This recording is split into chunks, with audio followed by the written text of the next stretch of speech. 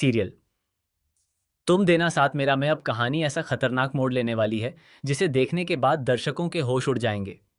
जी हाँ, आने वाले एपिसोड में एक के बाद एक ऐसे धमाकेदार ट्विस्ट देखने को मिलने वाले हैं जो पूरी कहानी को बदल कर रख देंगे। सबसे बड़ा झटका तब लगता है जब अपराजिता अचानक रहस्यमयी तरीके से गायब हो जाती है। इस खबर से पूरे परिवार में हड़कंप मच जाता है। किसी को समझ नहीं आता कि आखिर कुछ ही घंटों पहले तक बिल्कुल ठीक ठाक रहने वाली अपराजिता अचानक कहाँ चली गई। वह रोज की तरह ऑफिस के लिए निकलती है लेकिन देर रात तक वापस नहीं लौटती। उसका फोन बंद आता है और ऑफिस में भी कोई उसके बारे में कुछ नहीं बता पाता। इसके बाद घर वालों की चिंता लगातार बढ़ती जाती है और हर किसी के मन में एक ही सवाल उठता है कि आखिर अपराजिता के साथ हुआ क्या है। लेकिन अगर आपने अभी तक हमारे चैनल को सब्सक्राइब नहीं किया है तो जल्दी से कर लीजिए, क्योंकि यहाँ आपको टीवी सीरियल्स के सभी लेटेस्ट ट्विस्ट सबसे पहले देखने को मिलते हैं। दरअसल अपराजिता पहले से ही कोर्ट केस को लेकर मानसिक रूप से काफी परेशान चल रही होती है। कोर्ट में उसके चरित्र पर लगातार झूठे और गंदे आरोप लगाए जाते हैं। उसे बदनाम करने की पूरी कोशिश की जाती है। यह सब देखकर अपराजिता पूरी तरह टूट जाती है। तभी वह गुस्से में सीधे ललित के पास पहुंचती है और बिना किसी डर के कहती है, मुझे अच्छी तरह पता है कि यह सब तुम्हारी ही चाल है। तुमसे बड़ा झूठा और घटिया इंसान मैंने आज तक नहीं देखा। पक्का तुमने ही उस वकील को मेरे खिलाफ झूठ बोलने के लिए तैयार किया है। ललित पहले तो बात छिपाने की कोशिश करता है, लेकिन जब अपराजिता उसे लगातार सवालों के घेरे में ले लेती है, तब वह आखिरकार सच कबूल कर लेता है। वह कहता है, हाँ, मैंने ही वकील से यह सब कहलवाया था। मैंने ही उसे तुम्हारे और रक्षित के बारे में सारी बातें बताई थीं, क्योंकि मुझे लगता है कि रक्षित तुम्हारा इस्तेमाल कर रहा है। मैं सिर्फ तुम्हें उससे बचाना चाहता था। यह सुनते ही अपराजिता का गुस्सा सातवें आसमान पर पहुंच जाता है। वह ललित को खरी खोटी सुनाते हुए कहती है, मुझे पहले से ही पता था कि इतनी नीच हरकत सिर्फ तुम ही कर सकते हो। तुमने मेरी इज्जत, मेरे भरोसे और मेरी जिंदगी के साथ खिलवाड़ किया है। इसी बीच ललित उसके हाथ में एक कागज रख देता है और कहता है, अगर तुम्हें मेरी बात पर भरोसा नहीं है तो ये पढ़ लो। इसमें उस इंसान की असली सच्चाई लिखी है जिसे तुम इतना अच्छा समझती हो।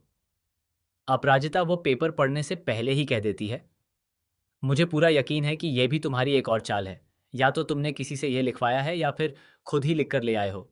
रक्षित ऐसा कभी नहीं कर सकते। मैं अभी उनके पास जाकर सच जानती हूँ। इसके बाद अपराजिता सीधे ऑफिस पहुंच जाती है। वहां का नज़ारा देखकर वह भी हैरान रह जाती है। ईरा पहले से ही रक्षित पर बुरी तरह चिल्ला रही होती है। दोनों के बीच किसी बात को लेकर जबरदस्त बहस चल रही होती है। तभी अपराजिता वहां पहुंचती है। रक्षित उसे देखते ही ईरा से कहता है, तुम अभी बाहर जाओ, मुझे अपराजिता से अकेले में बात करनी है। ईरा वहां से चली जाती है। इसके बाद अपराजिता वह पेपर रक्षित के सामने रख देती है और पूछती है, सच सच बताइए, क्या ये आपने लिखा है? रक्षित बिना कुछ छिपाए जवाब देता है, हाँ, ये मैंने ही लिखा है, क्योंकि मैं अब और अपने दिल की बात छिपा नहीं सकता। मैं तुमसे प्यार करता हूं। ये सुनते ही अपराजिता के पैरों तले जमीन खिसक जाती है। उसे बिल्कुल भी उम्मीद नहीं होती कि रक्षित उसके सामने अपने प्यार का इजहार कर देगा। उसकी आंखों में आंसू आ जाते हैं। वह कुछ पल तक चुप रहती है और फिर कहती है, क्या सच में कोई मुझसे भी प्यार कर सकता है? मुझे तो लगा था कि मेरी जिंदगी में प्यार नाम की कोई चीज बची ही नहीं है।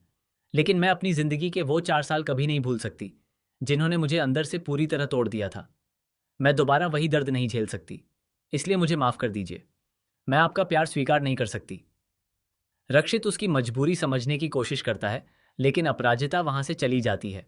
दूसरी तरफ ललित दूर खड़ा यह सब देख रहा होता है।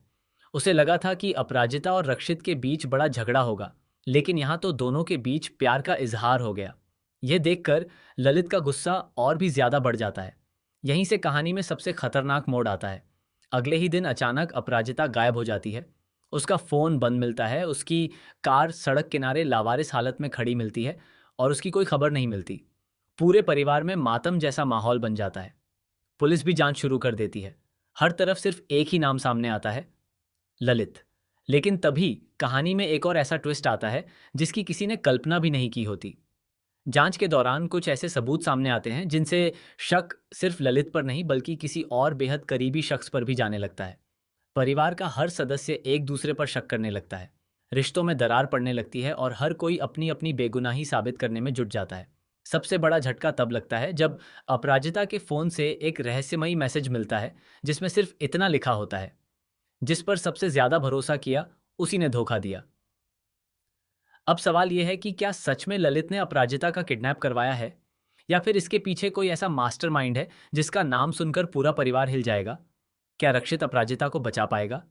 क्या अपराजिता जिंदा वापस लौटेगी? या फिर कहानी में आने वाला है एक और ऐसा धमाका जो हर किसी को चौंका देगा? इन सभी सवालों के जवाब आपको आने वाले एपिसोड्स में मिलने वाले हैं। अगर आप भी इस ज़बरदस्त ट्विस्ट के लिए एक्साइटेड हैं तो हमें कमेंट करके ज़रूर बताइए कि आपके हिसाब से अपराजिता के गायब होने के पीछे असली गुनहगार कौन है।